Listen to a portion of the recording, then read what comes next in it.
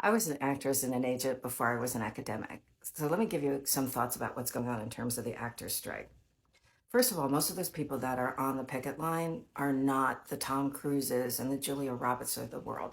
They're not making substantial livings from doing what they love. What they used to be able to do when I was working as an agent in the 80s was to do commercials.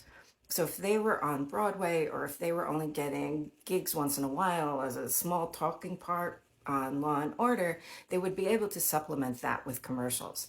So you could go in for a shoot the commercial for a day or two, but you really made the money on the residuals. So every time the commercial aired, the actor made money. Another way they could do it was through voiceovers.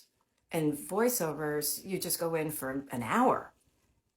They put the voiceover on the commercial, and then again, you still get the residuals. But what happened is companies started realizing they were spending a lot of money on talent. So they stopped putting a lot of people in commercials. And in terms of voiceovers, the big Hollywood people discovered that was a really great way for them to make more money, and so they started doing the voiceovers. So the journeyman actors had less of an opportunity to do that. Just think about it. Susan Sarandon doesn't want her face on every product on the planet, but check and see how many times you hear her voice on a commercial. And today, there's hardly any commercials being made in comparison to what used to be done. So that form of income has disappeared.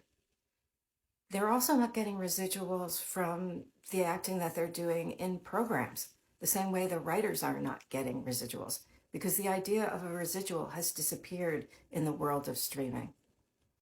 If you haven't seen Fran Drescher's press announcement yesterday, go look for it. I'd put it here, but it's 6 minutes long. But what she talks about is that this is an existential fight, and it is. It's a fight between labor and corporate. And corporate has the money. They just don't want to give it to the people that are putting it in their pockets.